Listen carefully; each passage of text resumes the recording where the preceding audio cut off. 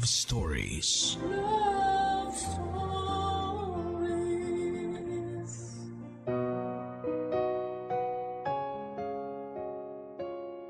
Sa pag-ibig nga ay hindi ka lang basta matututong magmahal. Dito mo rin matututunan ang tunay na kahalagahan ng respeto at tiwala sa isa't isa. Na hindi lang pala sapat ang pagmamahal para manatiling buo at matatag ang isang relasyon. Kakibat na nga rito ang respeto at tiwala sa taong iyong minamahal. Lalo na kung ang taong mahal mo ay nakagawa ng isang malaking pagkakamali na maaaring makasira sa inyong relasyon. Dito mo rin matututunan na napakalawak at napakaraming nagagawa ng pag-ibig na tunay at yon ay ang pagtanggap at pagpapatawad sa pagkakamaling nagawa sa iyo. Katulad na lamang ng kwentong ibabahagi sa atin ngayong Sabado ni Berlin na sa kabila ng mga nangyari sa kanya ay piniling magpatawad at tanggapin ang pagkakamaling nagawa sa kanya. Gusto mo na bang makarelate sa kanya? Alamin natin yan sa kwento ng pag-ibig, buhay at pag-asa sa nangungunang Barangay Love Stories. Dear Papa Dudut, magandang araw po sa inyo at sa mga loyal kabarangay na nakikinig ngayon. Itago nyo na lamang po ako sa pangalang Berlin, 39 years old at kasalukuyang nakatira sa Mekawayan, Bulacan. Marami nagsasabi na kapag mahal mo ang isang tao ay nakahanda kang patawarin siya kung magkamali siya. Nakahanda kang tanggapin ang pagkakamali niya kahit na gaano pa yon kalaki at kasakit. Dahil nga mahal mo at iniingatan mo ang relasyon na matagal nyo nang binuo. Sa isang relasyon nga ay hindi naman nawawala ang mga problema na susubok sa katatagan ng inyong pagsasama. Lalo na kung malayo kayo sa isa't isa. Hindi ninyo nakikita ang ginagawa ng bawat isa. Pero doon nga masusukat kung gaano kalaki ang tiwala at respeto ninyo sa isa't isa.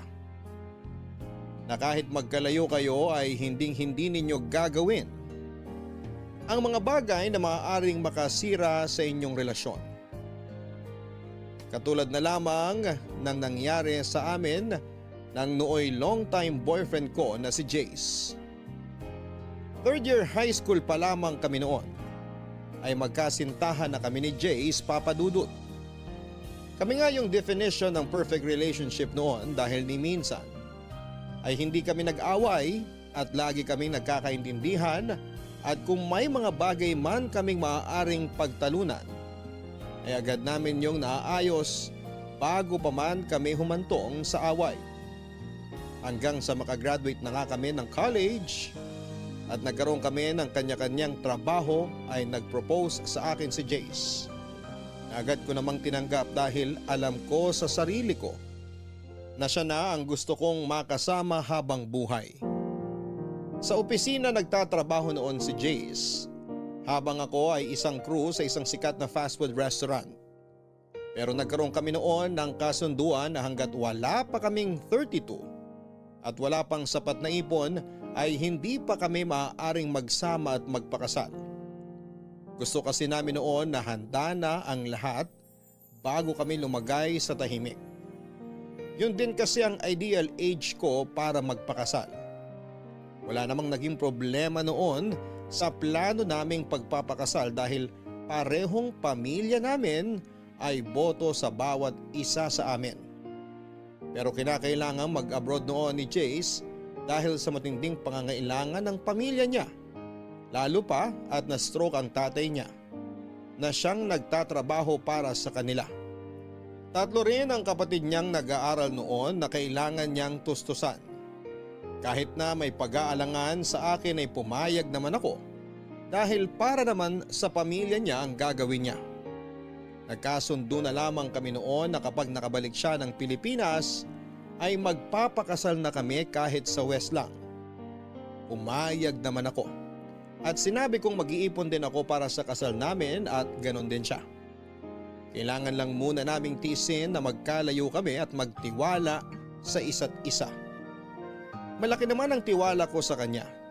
Dahil sa tagal naming magkasintahan noon ay hindi siya gumawa ng bagay na maaari naming ikasira. At ganon din ako dahil nga sa sobra naming mahal at nirerespeto ang bawat isa. Pero inaamin ko na hindi talaga naging madali para sa akin ang malayo kay Jace.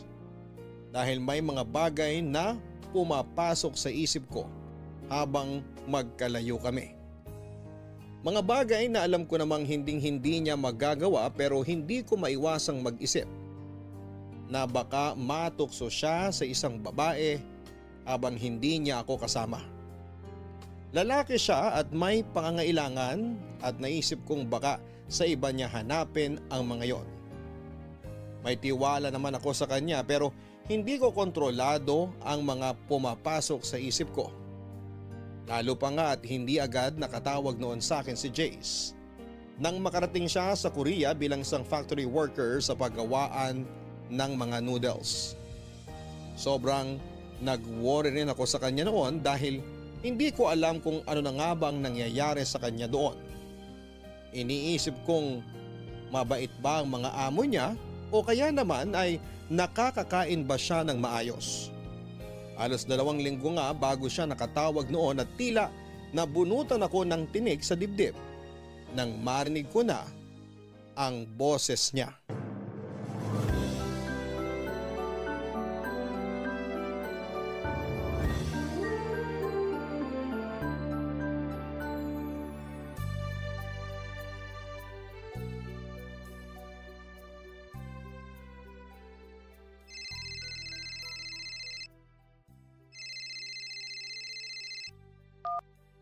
Love! Bakit ngayon ka lang tumawag? Sorry love, bawal kasi ang cellphone sa oras ng trabaho. Maikpit dito eh. Kailangan i-surrender ang cellphone ko sa kanila kapag may trabaho. Every 2 weeks lang ako pwedeng gumamit ng cellphone. Kagaya nito, day off ko. Kaya nakatawag ako sa'yo. Ay, salamat naman sa Diyos. Akala ko kung napano ka na dyan eh. Huwag mo ako intindihin dito. Mababait naman ang mga amo ko. Eh nga lang, sobrang istrikto ng boss namin. Kapag trabaho, trabaho. Sa bagay, malaki ang pasahod nila kaya dapat talaga sulit ang ibabayad nila sa'yo. Ang importante, ayos ka lang dyan. Oo, di rin naman kami nagugutom dito. Libre ang pagkain namin. Mabuti kung ganon. Maiba nga pala ako. Nakatawag ka na ba kina tita para ipaalam ang lagay mo dyan? Oo, tumawag na ako sa kanila bago ako tumawag sa'yo. O anong sabi nila sa'yo? Ayun, humihingi ng pasensya sa akin. Kasi kinailangan ko para mga ibang bansa para lang sa kanila. Sabi ko wala namang problema basta para sa kanila. Total, andito na rin lang ako. Panahon na para makabawi man lang ako sa kanila. Tama. Basta pagbutihan mo lang ang trabaho mo dyan. Pasasaan ba't magiging maayos din ang lahat? Suportado kita sa lahat ng bagay. Alam mo naman yan. Kaya nga swerte ko sa'yo. Kasi nandiyan ka palagi para suportahan ako. Naiintindihan mo yung mga bagay na kailangan kong gawin. Natural, mahal kita eh. Tsaka para naman sa pamilya mong ginagawa mo. Di lang naman para sa kanila itong ginagawa ko. Para sa atin din to. Magtatabi ako kahit papano para sa kasal natin. Kasi gustong-gusto na rin talaga kita pakasalan eh. Oo, alam ko. Basta ingatan mo palagi ang sarili mo dyan, ha? Umiwas ka sa tukso kahit anong mangyari. Alam mo namang mahal na mahal kita. Kaya hindi ako matutokso sa iba. Masyado kitang mahal para gawin sa'yo yun. May tiwala naman ako sa'yo. Pero kasi hindi naman natin masasabi, di ba? Malayo tayo sa isa't isa. Huwag ka mag-isip ng kung ano, love. Tatandaan mo lang palagi kung gaano kita kamahal. Kahit kailan hindi ako naging unfaithful sa'yo. Ang tagal na nga natin, oh. 12 years na tayo. Sa tingin mo ba, aabot tayo ng ganito katagal kung mababaw ang pagmamahal ko sa'yo? Sa bagay, tama ka. Pasensya ka na, love, ha? Hindi naman sa wala akong tiwala sa'yo, kaya naiisip ko yung mga ganyan. Naiintindihan naman kita. Hindi mo kailangang humingi ng pasensya. Natural lang na maramdaman mo yan. Malayo ako sa'yo eh. Pero yun lang ang masasabi ko sa'yo. Mahal na mahal na mahal kita. Ikaw lang babaeng mamahalin ko at iharap ko sa altar. Kahit naman ako ikaw lang ang lalaking mamahalin ko. Basta, tiis-tiis lang muna tayo, love ha. 2 taon na lang naman eh. Saglit lang sa atin to. Oo naman. Basta every 2 weeks lang ako makakatawag ha. Huwag kang mag-isip na baka nang bababae ako rito o ano. Hayaan mo kapag day off ko, ikaw ang una kong tatawagan. Magdamag tayo mag-uusap noon. Paalala ko lang sa'yo, mahal ang roaming calls ha. Hindi yan kagaya dito sa Pilipinas na unlimited. Tama na sa akin yung makausap ka kahit sandali. Malaman ko lang na ayos ka dyan, okay na ako. Oo nga pala. O paano? Babay muna ha. O sige, basta mag-iingat ka palagi dyan ha. Tumawag ka kagad sa amin kung may problema. Sige love, salamat ha. Kayo din, mag-iingat kayo dyan. Lalo ka na, pakakasalan pa kita. Oo. O sige na love, I love you. I love you too.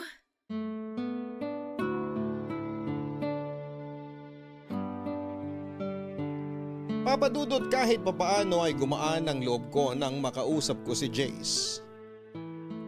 Nabawasan din ang pag-aalala ko sa kanya dahil sinabi niyang ayos lang siya doon. Yun lang naman ang tanging mahalaga sa akin, Papadudot. Ang malamang nasa maayos siyang kalagayan. Sinabi ko nga rin sa sarili ko noon na hindi na ako mag-iisip ng hindi maganda tungkol sa kanya. Dahil na-realize ko na maling mag-isip ako ng ganon sa lalaking kahit kailan ay hindi nagsinungaling at naglihim sa akin. Sa 12 years na relasyon namin ay wala siyang ginawa na makakasira sa relasyon namin. Sa 12 years din na yon ay hindi kailanman nabawasan ang pagmamahal namin sa isa't isa. Kaya nga nasabi ko na napaka-perfect ng relationship namin, na kasal na lang talaga ang kulang. Pero kagaya nga ng plano ay gusto naming paghandaang mabuti ang lahat bago kami lumagay sa tahimik, Papadudot. Lumipas nga ang mahigit 1 taon, Papadudot, na sanay na ako na kada 2 linggo lang kaming nakakapag-usap ni Jace. Mas nagpursigi ako noon sa trabaho hanggang sa ma-promote ako bilang branch manager sa sikat na fast food restaurant na pinagtatrabahuhan ko. At kapag nakakapag-usap nga kami ay pareho naming kinikwento sa isa't isa ang mga nangyari sa amin sa loob ng 2 linggo. Para kahit papaano ay updated kami sa buhay ng bawat isa. Na wala kaming nakakaligtaang araw kahit na madalang kaming magkausap. Kapwa na rin kami na may ipon noon, kaya naman excited na ako dahil 3 buwan na lamang ay makakauwi na siya ng Pilipinas. Nagkasundo na rin kami na aayusin ko na ang mga dapat ayusin para sa kasal namin. Mula sa invitation sa simbahan at sa pagpili na rin ang isusuot namin. Dahil yun nga ang balak namin na kapag nakauwi siya ay magpapatahi na agad kami ng isusuot sa kasal at magpapakasal. Hanggang sa isang beses ay bigla na lamang nag-iba ang pakikitungo sa akin ni Jace. Ang sabi niya sa akin ay pagod lamang siya dahil panay ang overtime niya sa trabaho at iniintindi ko yon. Pero may kung anong nagbubulong sa akin na hindi yon ang dahilan. At ayaw ko mang isipin ay may nagsasabi sa akin na may tinatago ang fiancé ko na si Jace, Papadudot.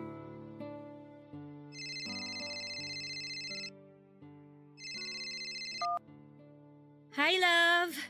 Buti naman nakatawag ka na. Hintay ako ng hintay sa tawag mo last time Peak season kasi. Ah, ganun ba? O kumusta naman ang trabaho mo? Ganun pa rin. Walang pinagbago. Kumusta naman ang nakaraang linggo mo? Ayos lang. Puro trabaho. Ayos ka lang ba, love? Oo. Bakit? Wala naman. Para kasing wala kang gana makipag-usap sa akin. Guni-guni mo lang yun. Kung ayaw kitang kausap, di sana hindi na ako tumawag. Ewan ko, ibang-iba ka kasi ngayon May problema ba? Sabihin mo sa akin. Walang problema. Huwag mo ko intindihin. Ay, love, kung may problema ka, sabihin mo sa akin. Para mapag-usapan natin. Hindi yung sinasarili mo lang. Wala nga akong problema. Nag-iisip ka na naman ng kung ano-ano eh. Tingin mo ba bakit ako nag-iisip ng kung ano-ano ngayon? Jace, 13 years na tayo. Kilalang kilala na kita. Alam ko kung may problema ka. Kaya magsabi ka na sa akin, ano ba kasing problema? Sorry love. Promise, wala talagang problema. Sobrang pagod ko lang siguro. Sigurado ka? Oo love. Kung gusto mo, magpahinga ka na lang muna. Sa ibang araw ka na lang tumawag. Hindi okay lang. Kwentuhan mo na lang ako. Tungkol sa mga ganap sa'yo nito mga nakaraang linggo. Same routine pa rin. Bahay, trabaho, ganun. Siya nga pala. Okay na yung layout ng wedding invitation natin. Date na lang ang kulang. Tapos, nailista ko na yung mga pagbibigyan. Nakapili na rin ako ng simbahan kung saan tayo magpapakasal, love. Tapos, pagbalik mo dito, magpi-prenup shoot na tayo. Hello, love? Andyan ka pa? Oo. Narinig mo ba yung sinabi ko? Oo. O wala ka bang sasabihin? Baka pwedeng i-postpone muna natin yung kasal? Kahit mga 2 years? Ano? Postpone? Love, ang tagal na nating pinlano to. Alam ko, kaso Kaso ano? Budget? May problema ba sa budget, Jace? May ipon ako, sapat yun para sa pagpapakasal natin. hindi naman yun. Naisip ko lang na mag-extend muna ng mga 2 taon dito. Bakit? 2 taon lang ang kontrata mo dyan ah. Paano ka mag-extend? Ano, magti-TNT ka? Hindi. Pwede naman daw i-renew yung kontrata pagkatapos nito. Pero bakit nga? Bakit ka mag-extend? Okay naman na si Tito, nakakapagtrabaho na siya ulit. Ano man lang yung umuwi ka muna rito, di ba? Para maasikaso yung kasal natin. Di pagkatapos ng kasal natin, sige bumalik ka na ng Korea, magtrabaho ka ulit. Hindi nga kasi ako makakauwi. Gusto ko pa sana magtrabaho ng mas matagal dito. Jace, alam mo hindi ka nakakatuwa ah. Kung may problema ka, sabihin mo. Kung gusto mo nang umatras sa kasal, sabihin mo. Hindi yung ang dami mong dahilan. Barely naman. Ang sabi ko lang, i-postpone muna natin yung kasal. Wala akong sinabing atras ako. Pwede ka namang umuwi muna rito para sa kasal natin. Tapos tsaka ka na bumalik. Ay, nakapaghintay naman tayo ng 13 years, di ba? Ano ba naman yung 2 taon pa? Oo, nakapaghintay tayo. Pero nakaplano na lahat, Jace.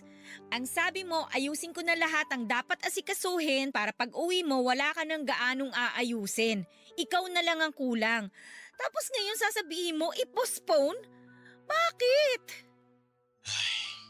Sige na. Uuwi na ako para magpakasal tayo. Tatapusin ko lang yung 3 buwan pang kontrata ko. Hindi ko alam kung ano ba talagang problema at bigla ka na lang magsasuggest na i-postpone natin. May problema ba sa family mo? Wala. Hayaan mo na. Uuwi na ako. Magpapakasal tayo kaya huwag ka nang mainis. Sa susunod na lang tayo mag-usap o kaya kung makakatawag ako mamaya. Magpapahinga muna ako at wala pa akong tulog. Okay lang ba? Okay, sige. Magpahinga ka muna.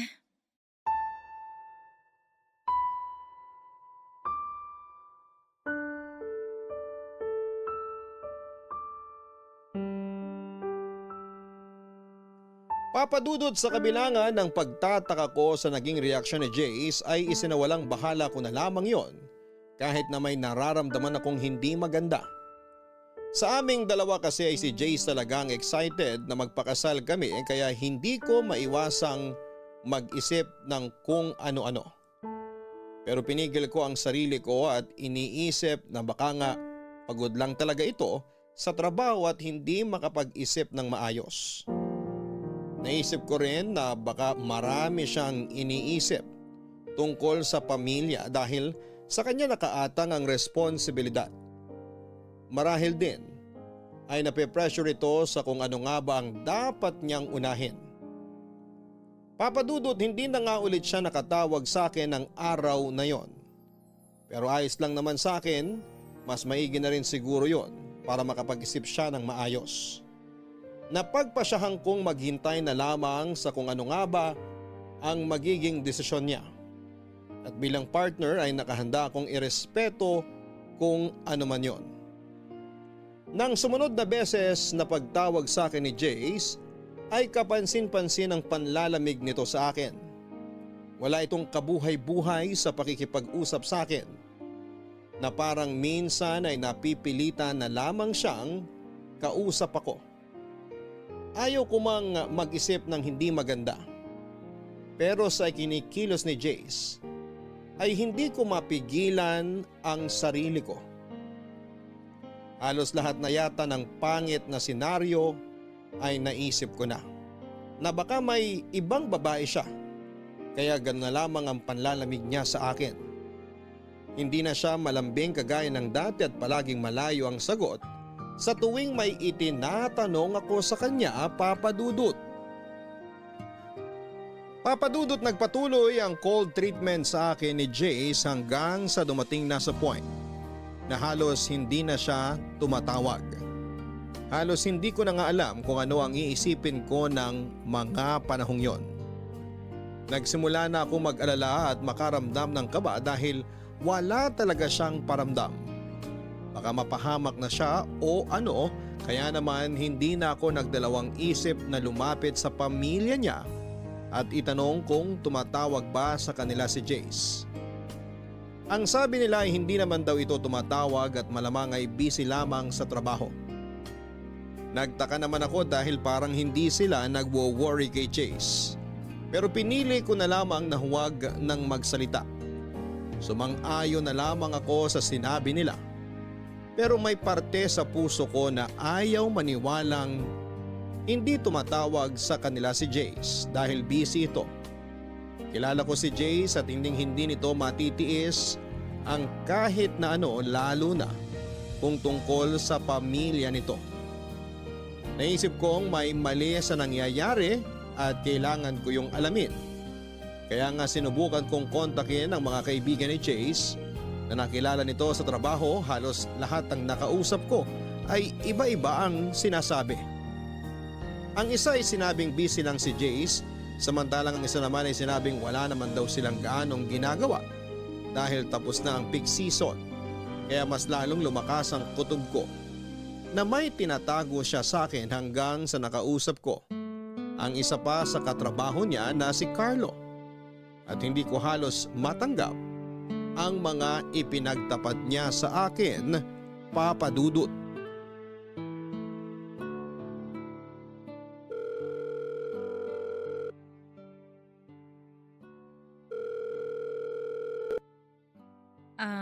Hello? Hello, Ren. Salamat pala ha, kasi pumayag ka makipag-usap sa akin ngayon.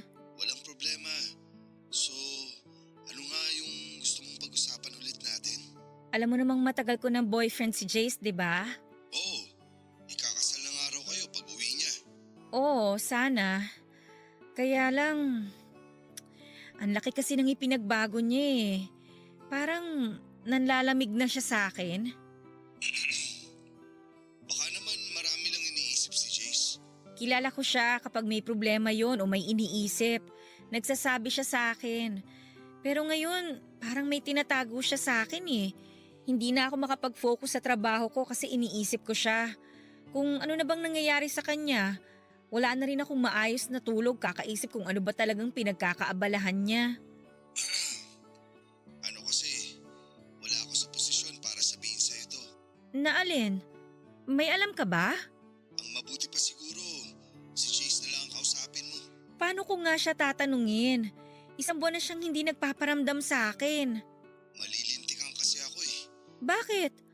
Pinagbantaan ka ba ni Jace? Hindi, pero iisipin nun na ako ang nagsabi sa'yo. Pangako, hindi ko sasabihin sa kanya. Kaya kung may alam ka, please, sabihin mo naman sa akin. Ay, kung ano man ang marinig mo sa akin, lagi mong isipin na mahal ka ni Jace. Kahit kailan, hindi nabawasan ang pagmamahal niya sa'yo. Ikaw lang ang nag-iisang babaeng minahal ni Jace. Pwede bang diretsahin mo na ako? Ano ba talagang problema? Ang totoo kasi niyan, may nabuntis si Jace dito. Ano? Nabuntis? Sino? Kasamahan namin dito sa factory. Oy, hindi magandang biro yan ha? Sana nga, nagbibiro lang ako. Paano nangyari yun? Babae ba siya ni Jace? Hindi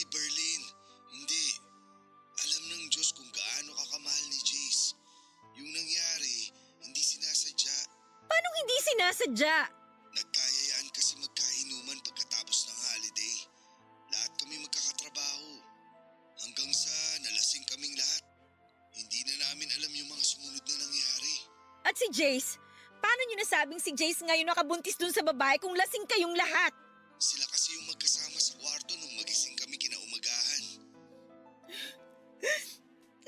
Pero maniwala ka o sa hindi, sising-sisi si Jay sa nangyari. Mahal na mahal ka niya. Mahal? Kung talagang mahal niya ako, sana umiwas siya sa mga bagay na makakasira sa amin. 13 years na kami. Tsaka pa siya nagloko. Hindi ka niya niloko, Berlin. Hindi sinasadyang nagkamali lang siya. Hindi sinadya o sinadya. Nagkamali siya. Dinungisan niya yung relasyon na napakatagal na naming iningatan. Maniwala ka. Mahal na mahal ka ni Jace. Hindi lang niya alam kung paano sasabihin sa'yo yung totoo. Nagigilty siya ng sobra sa nagawa niya. Ang dami niyang pagkakataon para sabihin sa akin. Kasi nga, hindi niya alam kung paano sasabihin. Pero please lang, Berlin. Huwag na huwag mong sasabihin na ako ang nagsabi sa'yo, ha? Labas ka rito. Salamat kasi sinabi mo sa akin yung totoo. Huwag kang mag-alala. Hindi to malalaman ni Jace. Salamat. Pero sana maayos yun ni Jace to. Hindi ko alam. Pero susubukan ko. Yung babaeng nabuntis niya, naghahabol ba? Hindi. May asawa sa Pilipinas yun. Natatakot nga at baka malaman ng asawa niya.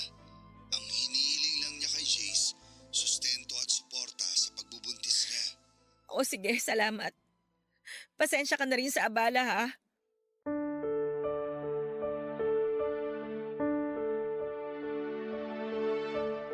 Papadudod para akong hinagisan ng bomba dahil sa mga nalaman ko. Pakiramdam ko ay mamamatay ako sa sobrang sakit dahil parang paulit-ulit na sinasaksak ng kutsilyo ang puso ko. Sa sobrang tagal naming magkarelasyon ni Jace ay ni minsan ay hindi siya nagloko. At kahit minsan ay hindi kami nag-aaway ng dahil lamang sa babae. Kaya may parte pa rin sa puso ko na ayaw maniwala sa mga sinasabi ni Carlo. Pero ano nga ba ang mapapala niya kung sakaling siraan niya si Jace sa akin? Maliban na lamang kung may lihim na galit ito rito.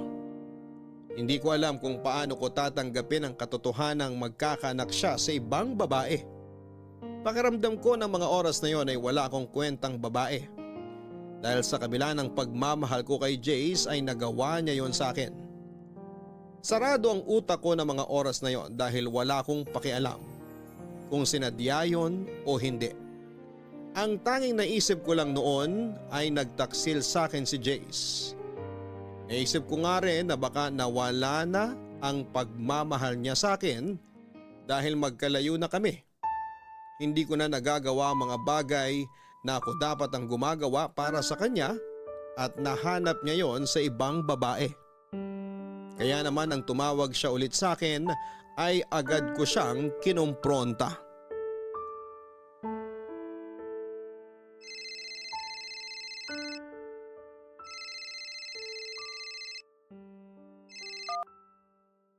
Hello? Napatawag ka? Hi, love. Pasensya na kung ngayon lang ako nakatawag ulit. Sobrang dami lang talagang ginagawa sa factory. Lagi pa ako nag-overtime. Ayos lang. Galit ka ba sa akin? Hindi. May dapat ba ako ikagalit? Oo, kasi matagal akong di nakatawag sa'yo. Alam ko naman na busy ka. Sorry talaga, love. Namiss kita ng sobra. Kamusta ka na? Ayos lang, buhay pa. Bakit parang galit ka sa akin? Sorry talaga, love, kung ngayon lang ako nakatawag. Sorry din kung lagi akong lutang pag magkausap tayo. Sobrang dami ko lang talagang iniisip. Kung ano man yung iniisip mo, wala akong pakialam. Love naman. Sorry na. Babawi ako sa'yo, promise. Tuloy na uwi ko. Mapapakasalan na kita. Uuwi ka? E paano yung nabuntis mo dyan? Saan mo naman ako yung kalokohang yan? Alam mo, loyal ako sa'yo. Kung magloloko ako, di sana noon ko pa ginawa. Alam mo naman kung gaano kita kamahal. Hindi ko alam kung anong klaseng pagmamahal yung sinasabi mo.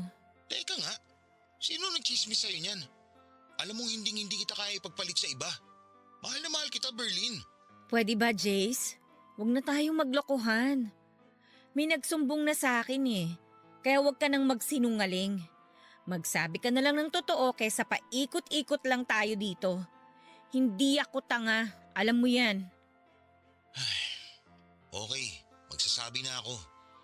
Pero please, huwag mo isiping niloloko kita. Na may iba akong babae. Nag-iisa ka lang na babaeng mamahalin ko at iharap sa altar. Sobrang mahal na mahal kita. Tayo kung mawala ka sa akin. Nakagawa ka na ng bagay na ikasisira natin, Jace. Painggan mo muna ako, love. Hindi ko sinasadya yung nangyari. Isinusumpa akong nangyari yun. Sising-sisi ako at galit na galit sa sarili ko dahil hindi ko alam kung ano pang mukhang iharap ko sa'yo pagkatapos na nangyari. Pero ngayon, umaasa ako na sana mapatawad mo ako. Promise, hindi ko sinasadya. Hindi ko gusto yung nangyari.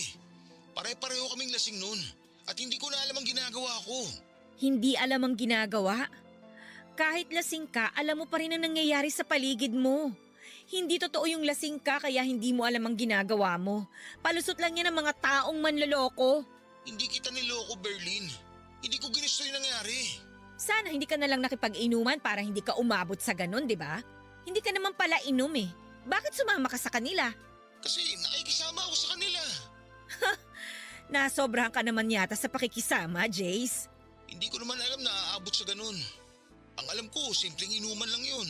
Alam mo bang ang daming namamatay sa maling akala? Gusto mong dumagdag? Alam mo, Berlin, walang patutunguhan tong usapan natin. Paulit-ulit lang eh. Hindi rin tayo nagkakaintindihan. Sinabi ko na nga hindi ko ginusto yung nangyari. Oh, ngayon ikaw pa ang galit? Ang galing mo naman. Ako na nga itong niloko. Ako pa yung kailangan mag-adjust sa katangahan at kakatihang ginawa mo. Pinaliwanag ko na sa'yo kung ano ba talaga nangyari. Pero parang hindi mo naman naiintindihan. Ah, talaga? Ako pa talaga hindi makaintindi. Eh kung ikaw kaya ang nasa posisyon ko, ano kayang mararamdaman mo, ha? O ano? Bakit hindi ka makasagot? Sa ibang araw na tayo mag-usap. Kapag hindi na mainit ang ulo natin pareho.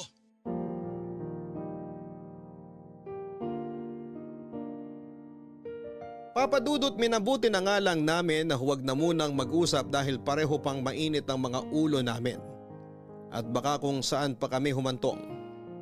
Hindi ko alam noon kung paano tatanggapin lahat ng mga nalaman ko lalo na kay Jace na mismo nang galing ang mga salitang hindi ko nais marinig o mas tamang sabihin na kinakatakutan kong marinig. Hindi ko alam kung paano at bakit kami humantong.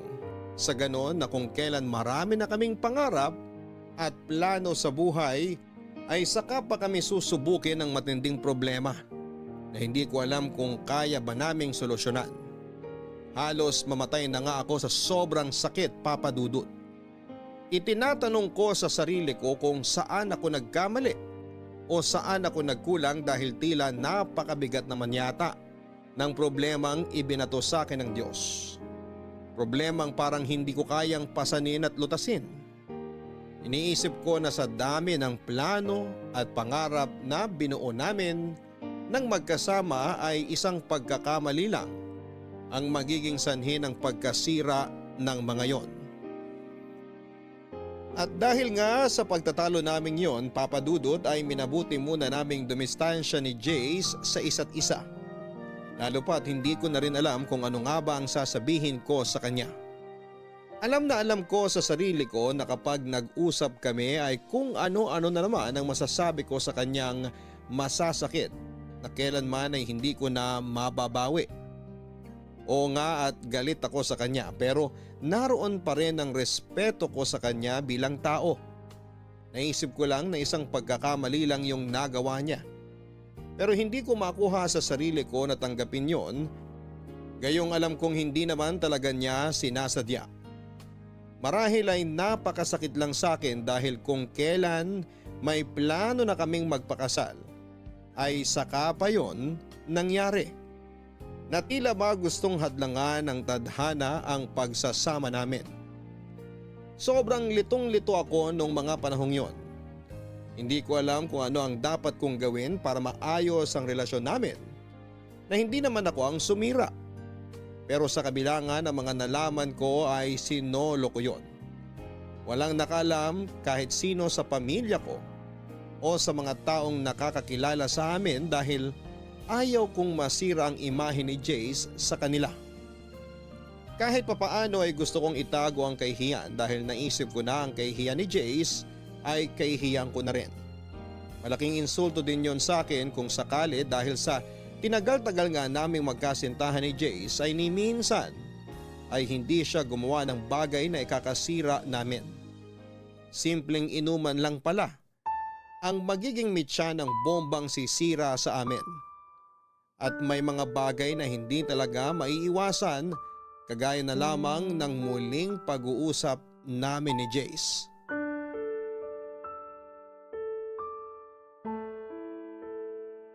Salamat naman at sinagot mo na ang tawag ko. Ano bang kailangan mo? Gusto ko ta makausap na maayos. Please, Berlin. Alam kong wala akong karapatang mag-demand sa'yo pero sana naman. Huwag mo itapon na lang basta napakaraming taon na binuno natin. Ayaw mong mag-demand? Ano sa tingin mong ginagawa mo ngayon? Di ba nagde-demand ka? At talagang may gana ka pang gumanyan ha? Kung tutuusin, ikaw ang punot dulo ng lamat na to sa relasyon natin. Alam ko at pinagsisisihan ko yun. Kaya sana naman pakinggan mo ako. Hindi ko alam, Jace. Pakiramdam ko nanliliit ako sa nangyayaring to sa atin. Hindi ko alam kung paano ko titimbangin yung sitwasyon. Dahil sinadya mo man yun o hindi, nagkamali ka pa rin. At hindi lang simpleng pagkakamali ha. May batang involved dito, Jace. Alam kong napakalaki ng pagkakamali ko, Berlin. Pero sana naman tanggapin mo pa ako. Hindi ko talaga ginusto yung nangyari. Hindi ko na talaga alam yung nangyayari sa paligid ko ng mga oras na yun. Berlin, alam mo kung gaano kita kamahal. Yung sakit na nararamdaman mo ngayon, alam ko na ako ang dahilan yan. Kaya para ako mababaliw kasi hindi ko intensyon na saktan ka. Kung pwede ko lang alisin yan, ginawa ko na. Wala kang idea kung gaano kasakit ang nararamdaman ko ngayon. Jay, sobrang tagal na nating magkarelasyon. Wala tayong naging problema. Kung kailan ikakasal na tayo, tsaka pa nangyari to? Ano bang gusto mong maramdaman ko? Love, pagsubok lang to na kailangan natin lampasan. Sabi mo nga sa maraming taon na relasyon natin, wala tayong naging problema. Ito na yun. Sinusubok na tayo kung hanggang saan tayo magiging matatag. Ngayon pa ba tayo susuko? Hayaan ba natin na hanggang dito na lang tayo? Hindi ko alam, Jace. Hindi ko alam kung saan ako lulugar. Hindi mo kailangang isipin yan. Alam mo, ikaw lang nag-iisang babae minamahal ko. Mas importante ka sa akin. Eh paano yung anak mo? Hindi ako magiging masaya kung alam ko may batang magsasuffer dahil lang sa pagkakamaling yon. Hindi ko naman pababayaan yung bata kung yun ang iniisip mo. So suportahan kong bata. Pero hanggang dun lang yun. Hindi mo rin masasabi, Jace. Anak mo yun eh. Dugot laman mo. Kapag nasilayan mo yung batang yon, sigurado ako mag-iiba ang mararamdaman mo para sa bata. Magtiwala ka sa akin, Berlin. Hanggang suporta lang ang maibibigay ko sa bata. Ayoko, Jace. Hindi ko maaatim na agawan ng ama ang isang walang kamuwang-muwang na bata. Kung tutuusin, hindi naman niya ginustong mabuo. Bunga lang siya ng isang gabing pagkakamali. Naawa ako sa bata, Jace. Eh anong magagawa ko? Oo, anak ko yun. Pero mas importante ka sa akin. Hindi naman ako papayag na mawala ka sa akin. Hindi ko naman tatalikuran ng bata eh. Ibibigay ko lahat ng pangangailangan niya. Pero yun lang yun. Naisip ko lang kasi, kung ako yung nasa kalagayan ng babae, parang ang hirap. Yung anak ko walang kikilalaning ama. Love, wag mo munang isipin na ibang tao, please. Isipin mo muna tayo. Ang relasyon natin. Kung paano natin naayusin. Mahal na mahal kita. At kung kailangan na lumod at magmakaawa ako sa harapan mo, gagawin ko. Lahat gagawin ko para mapatawad mo ako. Huwag mo lang akong iwan. Ang hirap kasi eh. Hindi ko alam kung anong sasabihin ko sa'yo. Hindi ko alam kung ano ba yung tamang desisyon na dapat kong gawin.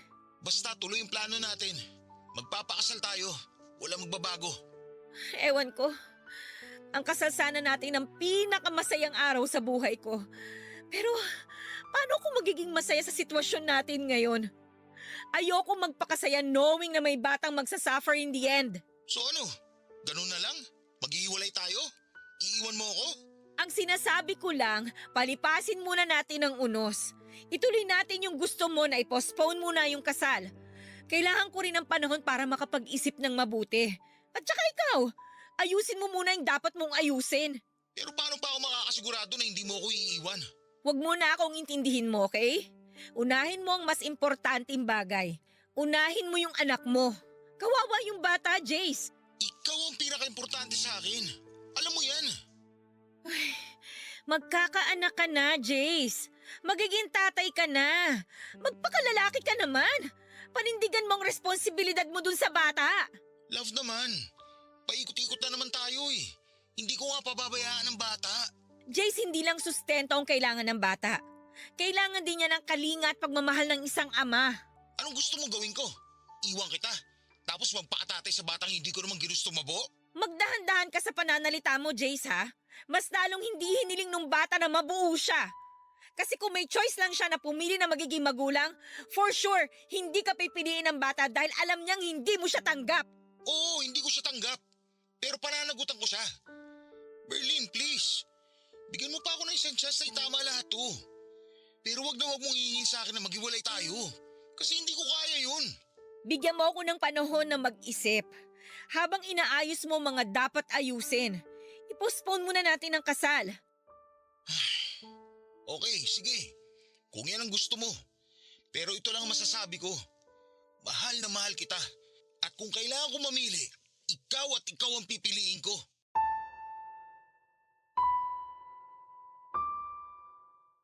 Papadudot nang sabihin sa akin yun ni Jace, ay hindi ko makapa sa puso ko ang saya. Dahil pakiramdam ko ay makasarili ang desisyon niyang yon, papadudot. Alam kong mahal niya ako pero mas matimbang ang dugot laman. Naisip ko rin na kung ako ang nasa sitwasyon ng babaeng nabuntis niya, ay baka hindi ko kayanin ang pagpapalaki sa bata ng mag-isa. At mas lalong ayaw ko na lumaki ang magiging anak ko na walang kikilalaning ama. Papadudot minabuti ko nga na huwag na munang makipag-usap kay Jace para makapag-isip kaming pareho. Pero kung ako ang tatanungin, ay kung hihingin man ang pagkakataon ay handa akong palayain siya alang-alang sa bata. Tinis ko nga noon na hindi makipag-usap sa kanya kahit pa tawag siya ng tawag. Tiniis kong wag sagutin ang mga tawag niya dahil yon ang sa tingin kong tama. Naisip kong kapag hindi ako nagparamdam ay maiisip niya kung ano ang dapat niyang gawin. Pero sa totoo lang ay sobrang sakit sa akin ang mga nangyayari, lalo na ang isiping may kahati ako sa kanya. Halos 2 linggo nga na panay ang tawag niya sa akin na hindi ko naman sinasagot hanggang sa isang araw ay hindi na siya tumawag.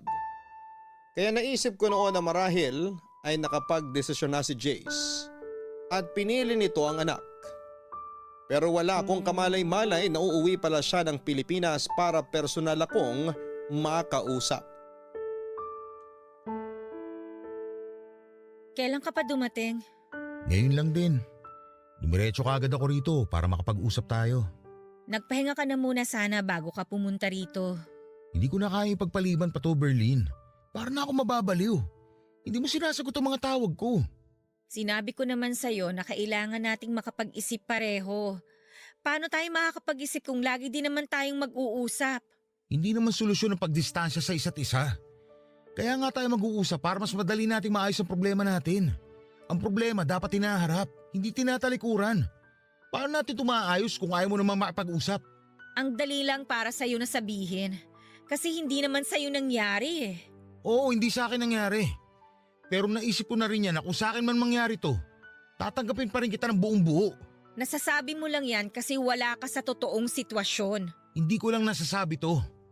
Tatanggapin talaga kita dahil mahal na mahal kita. Handa akong kalimutan ang mga pagkakamali mo, huwag ka lang mawala sa akin. Ganyan kita kamahal, Berlin. Saan naman bigyan mo ako ng pagkakataon na pagsisihan ng gusto ang pagkakamali ko. Hayaan mo akong bumawi sa'yo. Hindi ko alam, Jace. Gulong-gulo talaga ako. Kaya nga ayoko muna makipag-usap sa'yo dahil hindi ko alam ang sasabihin ko sa'yo. Mahal mo pa ba ako? At bakit mo naman naitanong yan? Pakiramdam ko kasi wala ka ng pagmamahal sa akin kaya ka ganyang katigas. Naiinis na ako sa usapang to ha. Ba't parang kasalanan ko pa na hirap akong magpatawad? Sariwa pa sa akin ang lahat, Jace. Sorry love. Sorry. Kahit ako, gulong-gulo din ako. Pero isa lang ang sigurado ako. Ayaw kitang mawala sa akin. O paano yung anak mo? Wala ka man lang bang maramdaman na gusto mong bigyan din ng pagmamahal ang anak mo? Love naman. Willing ako magbigay ng sustento sa kanya. Lahat ng pangangailangan niya ibibigay ko. Napag-usapan na natin to, di ba? O sige, sabihin na nating magsusustento ka. Siyempre hindi maiiwasang mag-usap kayo palagi nung nanay niya. Tapos hindi mo namamalayang nahulog na pala yung loob mo sa kanya. Oh, nasa na ako doon? Paano na ako? Love, yan ang wag na wag mong iisipin. Alam mo kung gaano kita kamahal. Hindi ko itatapon lahat ng pinagsamahan natin. Hindi ko itatapon yung pagmamahalan natin. Dahil lang sa bago ko palang nakikilala. Siguro mamahalin ko yung bata, pero hindi ang ibang babae. Bigyan mo muna ako ng space. Hindi na ako makahingi. Sabihin mo na madrama ako o maarte. Pero hindi ganun kadali sa akin na tanggapin yung sitwasyon. Na yung lalaking pakakasalan ko nakabuntis ng ibang babae. Kahit ito man lang muna, ibigay mo sa akin, please. Love naman. Tsaka sino nagpapasok nga pala sa'yo dito? Naabutan mo ba sina mama? Hindi ko sila inabutan. Pasensya na, pumasok na ako dito nang walang paalam. Bukas kasi yung gate eh. Mabuti na rin na hindi kayo nagkita ni na mama. At wala silang kaalam-alam sa nangyari. Hindi ko sinabi sa kanila kung anong problema nating dalawa at paniguradong magagalit yun sa'yo. Teka, wala ka bang balak sabihin sa kanila? Hindi ko alam. Pinagtatakpang kita hanggat maaari dahil ayoko magmukhang katawa-tawa sa maraming tao. Kasi parang ang iisipin nila nun, hindi ganun katibay yung pundasyon ng pagmamahalan natin kaya nangyaring lahat ng ito. Ang kahihiyan mo, kahihiyan ko rin. Sorry talaga. Hindi ko talaga ginusto mangyari sa atin to. Love, maayos pa naman natin to, di ba? Bigyan mo nga muna ako ng space para maisip ko kung ano ba talaga yung gusto kong mangyari sa relasyon natin, Jace.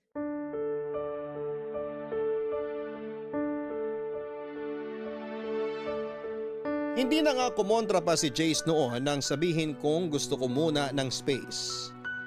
Pero nagpaalam siya sa akin ng maayos at sinabing tawagan ko lamang siya. Anumang oras kapag nakapag-isip na ako o kaya naman ay sadyain ko siya mismo sa kanilang bahay dahil hindi na rin daw siya babalik ng Korea para magtrabaho. Maghahanap na lang daw siya ng ibang trabaho na malapit lang sa akin. Hindi na lamang ako kumibo noon, Papa Dudut, at hindi na rin ako nag-abalang ihatid pa siya hanggang sa may gate namin. At 1 linggo nga nang makabalik si Jace sa Pilipinas, ay tinawagan ko lahat ng reservations na pinabuko at kinansel ang mga yon. Naging padalos-dalos ako sa desisyon ko at naisip kong huwag na lamang talaga magpakasal sa kanya. Nawalan na nga rin ako ng ganang pumasok sa trabaho noon at wala akong ginawa kundi ang magmukmok sa kwarto ko, Papa Dudut.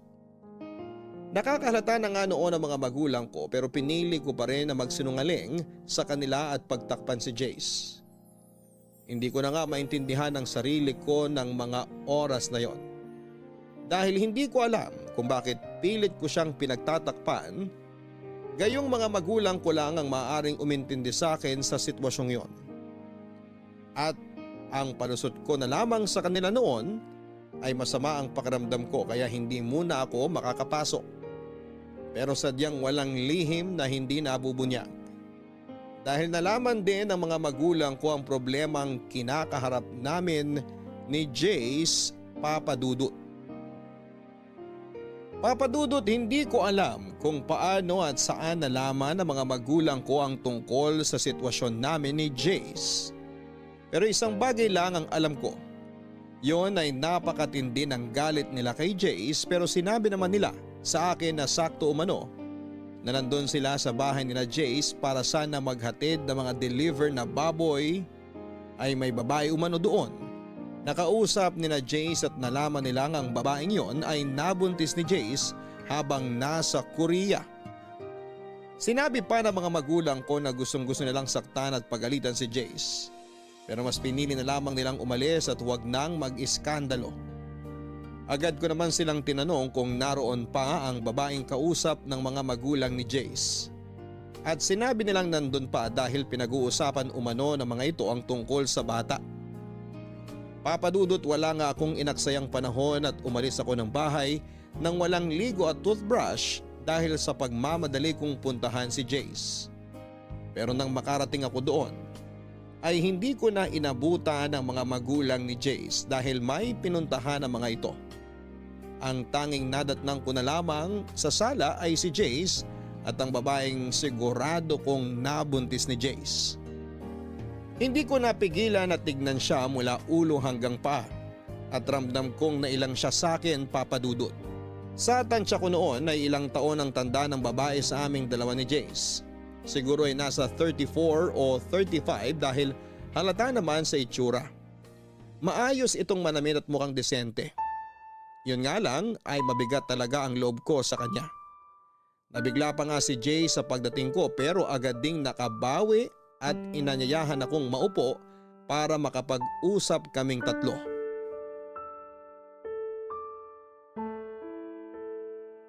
Love, halika, maupo ka muna.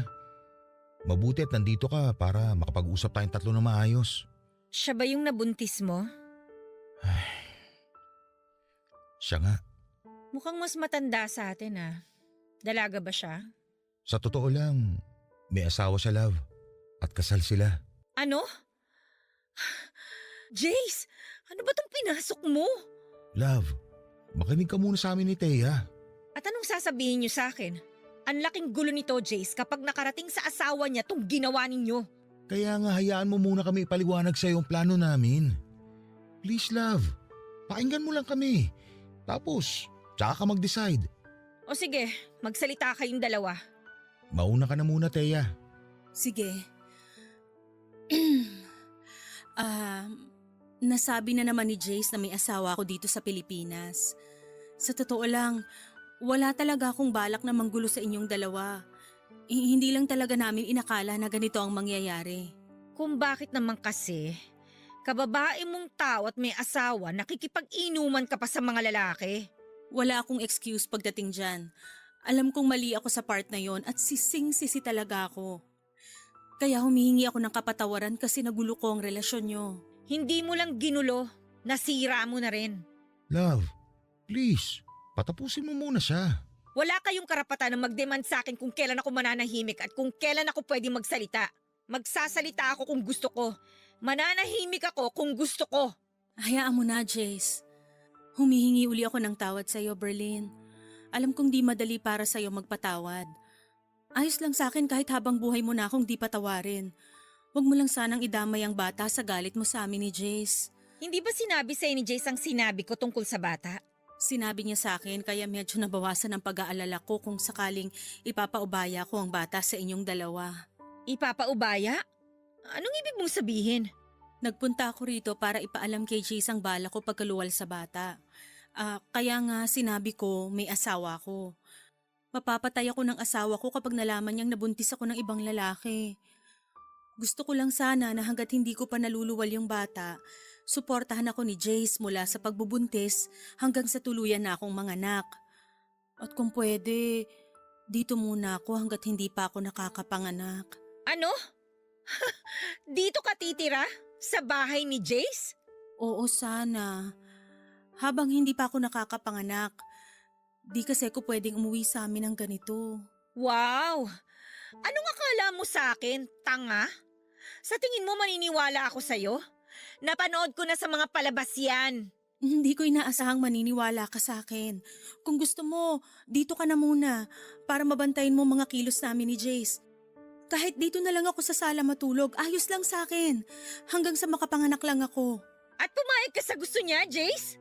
Actually, hindi lang naman ako, love. Pati sina mama at papa. Nag-decide kayong lahat ng hindi pinapaalam sa akin? Wala man lang humingi ng opinyon ko? Love, hindi. Biglaan lang din kasi. Hindi ko naman alam na darating si Thea eh. Eh di sana'y pinatawag mo muna ako, di ba? Kaya nga nag-uusap tayong tatlo ngayon, di ba? Eh para saan pa't nag-uusap tayo kung nakapag-decide na naman kayong lahat? Ano pang silbi ko dito? Love, please. Pumirmi ka muna, pwede? Inaayos nga natin ngayon ang dapat ayusin. Kaya please naman, maging mature tayo sa sitwasyon na to. So? Matured ka na niyan? Kasi nakapag-desisyon kang hindi hinihingi yung opinion ko? Ganun ba yon? Hindi. Kaya nga tayo nandito ngayon para solusyonan ang problemang to. Sinabi mo sa akin na ayusin ko to, di ba? Ito na nga, inaayos ko na. Huwag na kayong magtalo. Hahanap na lang ako ng apartment na pwede kong tuluyan hanggang sa makapanganak ako. Pangit nga namang tingnan kung dito ako sisiksik. O tapos, si Jason magbabayad ng upa sa apartment mo. Oo, ganun na lang ang gagawin namin. Para hindi ka na rin nag-iisip ng kung ano-ano dyan. Kasalanan ko ba kung bakit ako nag-iisip ng kung anong-ano? Sige na, ihanap ko na lang siya ng apartment. Hindi na, Jace. Ako na lang. Sobrang abala na yung naidulot ko sa'yo at sa girlfriend mo. Ako na lang ang maghahanap ng tutuluyan ko. Basta wag mo lang kalimutan ng suporta sa bata hanggang sa masilang ko siya. May sinabi ba akong umalis ka? Walang aalis! Kung nakapag-decide na pala sila na dito ka muna tumira, edi go! Baka mamaya mapahamak ka pa sa kahahanap mo ng apartment mo, kasalanan ko pa. O bakit ganyan kayo makatingin sa akin? Hindi pa naman ako ganun kasama para hindi isipin ang kapakanan ng bata, no? Oo, galit ako sa inyong dalawa, pero labas doon ang bata. Sigurado ka ba? Oo, pero alamin mo kung saan ka lulugar. Huwag niyong abusuhin ang kabaitan ko. Maraming salamat, Berlin. Pangako, masilang ko lang tong bata. Ipapaubaya ko na siya sa inyong dalawa ni Jace at hindi niyo na ako makikita kahit kailan.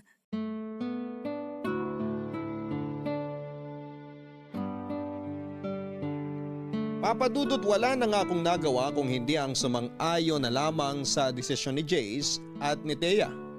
Dahil kahit pagbalik ta rin man ang mundo ay dugot laman yon ni Jace. Isa pa'y wala itong kamuwang-muwang sa pagkakamali ng kanyang mga magulang. At hindi ako masamang tao para hindi isipin ang kapakanan ng sanggol na hindi pa naisisilang.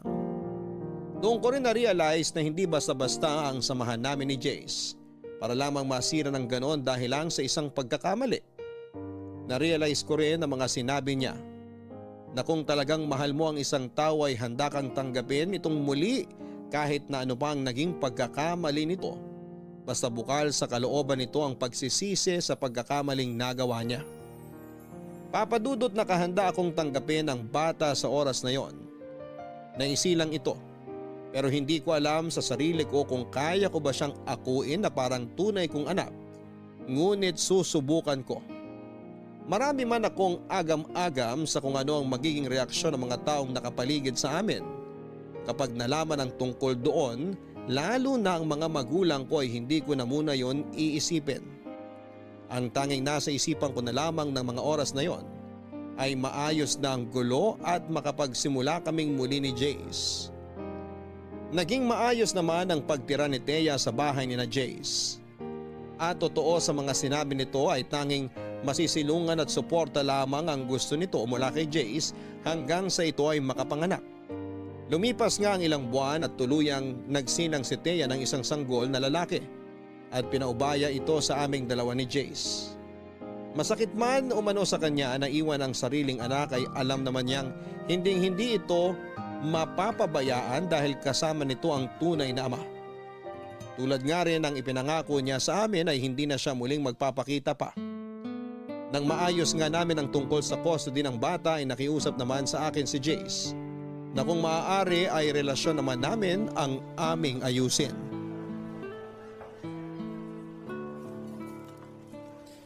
Love, Akala ko ba pupunta tayo sa mall para mamili ng mga gamit ni Baby Liam?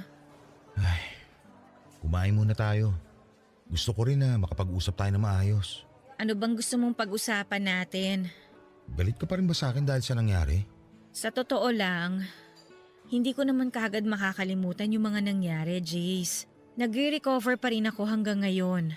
Paulit-ulit akong hihingi ng kapatawaran kung kinakailangan. Pero sana matanggap mo ng buong bata. Ang anak ko. Napag-usapan na natin to, di ba? Oo, hindi madali pero susubukan ko. Dahil wala namang kasalanan yung bata sa lahat ng nangyari eh. Salamat. Pero sana tuloy pa rin ang pagpapakasal mo sa akin. Alam ko mahirap ang hinihiling ko. Pero mahal na mahal kita eh. Alam ng Diyos na ikaw lang nag-iisang babaeng minahal ko bukod sa nanay ko. Sobrang mahal na mahal kita kaya handa akong tanggapin kung magagalit ka sa akin. Sumbatan mo ako. Huwag mo lang akong iwan. Kilala mo ako, Jace. Kahit kailan hindi kita natiis. Siguro nasaktan mo ko pero na-realize ko na mas nangingibabaw yung pagmamahal ko sa'yo kaysa sa galit ko. Mas natatakot ako na mawala ka sa akin. Siguro nga tama ka na ito na yung pagsubok na binigay sa atin ng Diyos. Hindi niya tayo bibigyan ng pagsubok na hindi natin kakayanin. Daraanan lang natin ang pagsubok na to. At sisiguraduhin natin hindi na natin to babalikan. Tama. Hindi kita mamadaliin na patawarin ako. Magalit ka sa akin kahit gaano pa katagal. Tatanggapin ko. Sa totoo lang napatawad na kita. Pero hindi mo pa rin may aalis sa akin yung pangamba ko sa kung ano yung mangyayari ngayon na dumating na sa buhay mo si Liam. Wala namang magbabago, love. Dadagdagan lang tayo ng bagong miyembro ng pamilya. Ikaw na magiging nanay niya. Sa tingin mo ba magiging mabuting ina ako sa kanya? Oo naman. Dahil isa kang mabuting tao. Wala akong alam sa pag-aalaga ng bata. Tutulungan naman tayo ng mga magulang ko. Pero maiba ako. Ano palang sabi ng mga magulang mo tungkol sa bagay na to? Wala naman daw silang magagawa at nandito na to. Kailangan lang daw na panindigan at nakakaawa nga yung bata. Nahihiya rin ako sa kanila. Wala na akong mukhang maiharap sa kanila eh. Pero handa akong hingi ng kapatawaran nila. Galit na galit sila. Pero hindi sa'yo. Nagagalit sila dahil sa nangyari. Pangako, gagawin ko ang lahat para mapatawad nila ako. Kahit pa mag-back to zero ako sa panliligaw sa'yo at sa kanila. Hindi mo na kailangan gawin yan. Alam naman nilang mabuti kang tao at naging tapat ka sa akin. Sila na nga rin mismo yung nagsabi na sadyang may mga bagay na hindi natin kontrolado at nangyayari na lang. Pero may kasalanan pa rin ako sa nangyari. Maraming paraan para naiwasan ko sana yun. Jace, tapos na yon. Nangyari na. Hindi na tayo dapat nananatili sa isang bagay na parte na lang ng nakaraan. Maraming salamat sa pag-unawa sa akin. Mahal na mahal kita kaya handa akong tanggapin ka sa kabila ng mga nangyari. Pagpasensyahan mo na rin ako kung may mga nasabi akong hindi maganda sa'yo. Naiintindihan kita, love. Alam ko naman kung bakit mo nasabi ang mga nasabi mo. Dala lang yun ng matinding galit at hinanakit.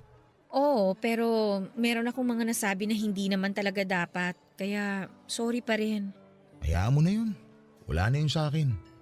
Ang importante na lang ay magkaayos tayo.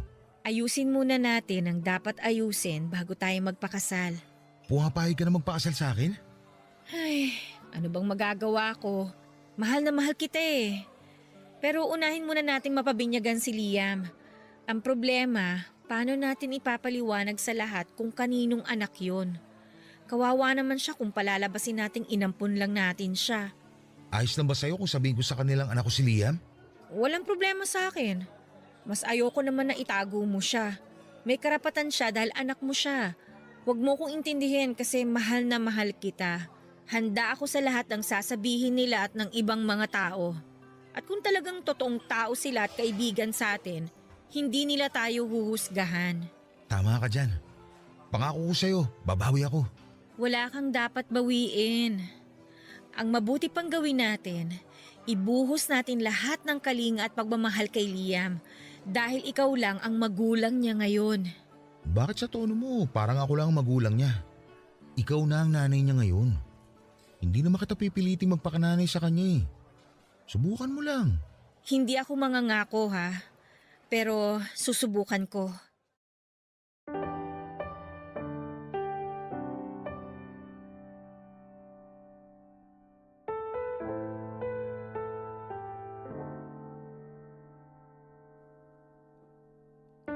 Papadudot, pinabinyagan nga namin si Baby Liam at pinaalam sa lahat ng mga kakilala na tunay na anak yun ni Jace.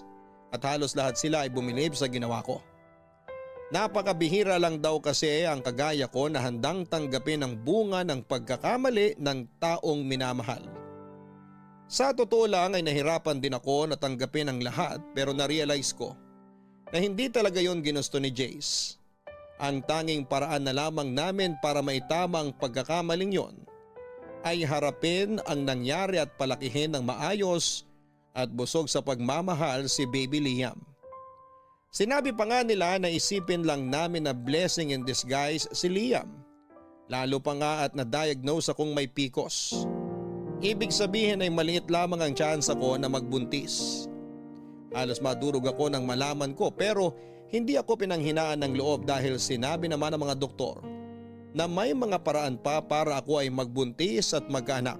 Makalipas nga ang ilang buwan matapos ang binyag ni Baby Liam ay ang kasal naman naming dalawa ni Jace ang aming inasikaso. At masayang masaya ako dahil sa paglipas ng mga panahon ay unti-unti nang nabubuo ang pamilyang pinapangarap ko kasama si Jace. Napamahal na rin ako kay Liam at parang tunay na anak na ang turing ko sa kanya.